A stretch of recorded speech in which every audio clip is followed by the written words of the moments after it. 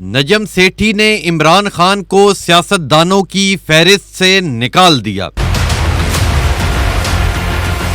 نجم سیٹھی نے نجی چینل کے ٹاک شو میں گفتگو کرتے ہوئے کہا کہ عمران خان سیاستدان نہیں ہیں کیونکہ وہ مکمکا نہیں کرتا۔ ان کا مزید کہنا تھا کہ مسلم لیگ نون اور پیپلز پارٹی والے ہر وقت مکمکا کے لیے تیار رہتے ہیں کہ کچھ لیں کچھ دیں، اسی کو سیاست کہتے ہیں۔ اسی لیے ہم کہتے ہیں کہ عمران خان سیاستدان نہیں ہیں کیونکہ عمران خان مکمکا نہیں کرتا۔